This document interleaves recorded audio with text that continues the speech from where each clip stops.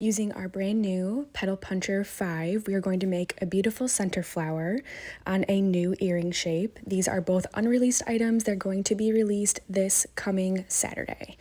So right now I'm pushing the Petal Puncher into the clay, wiggling it a tiny bit, and then pulling straight up out of the clay. I continue this process to get as many petals as I can get out of this clay. I rolled the clay to 1 millimeter, which is my 7 setting on my Atlas 150. Before you start to use the Petal Puncher into the clay, I would ensure that your clay is secure onto the tile.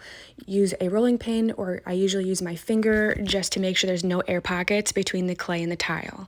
And then once you get all the shapes that you want, go ahead and peel back that clay, and now we are going to use the X-Acto knife to pick up each petal off the tile. I usually just take the X-Acto knife and peel a corner up of the petal and then pull the rest off with my finger. As you see, it leaves extra clay, or flash as I call it, on the tile, and it will give you a cleaner petal. One of my favorite tips or tricks for petals is when you go to remove it off the tile, keep it face up on the foam pad.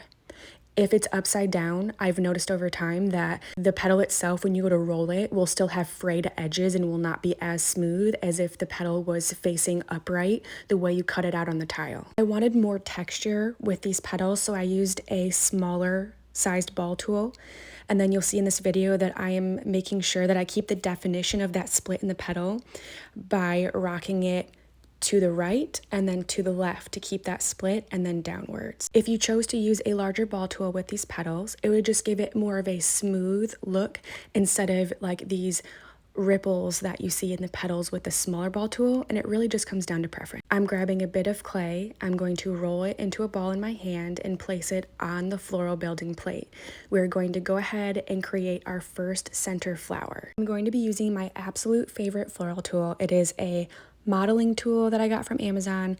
It will be linked in the below description, and I use it to pick up each individual petal and lay them onto the little piece of clay that I rolled up into a ball and set onto the floral building plate. This is our base, our foundation for the flower. I just find that it's easier to build flowers when you put clay down. That way your flower isn't moving all around and it's stationed in one area. So now I'm going to put 4 petals down onto the base. You'll see in just a second that with each layer, I'm constantly taking my modeling tool and I'm using it to kind of fluff or bend or change petals around to try to get like the natural look that I'm going for each flower.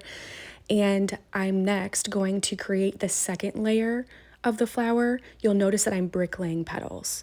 So where 2 petals come together on the first layer, I'm setting my next petal to give it more of a natural look. This floral building plate is one of my favorite floral tools because it is lightweight and I'm able to rotate the plate in my hand as I'm placing petals.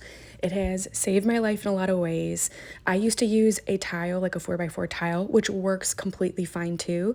However, this is a lot lighter for me and I have a lot of joint pain and stuff. So doing many florals over time, again, this is just very lightweight and it feels good in my hand. So I'm putting the last layer of petals down. I'm still bricklaying, and I am just putting these last 3 petals in the center to complete this look for this center flower. There she is in all her beauty. I'm going to take my modeling tool and curl the last petal I placed into itself a bit to create more of a centered look of the flower.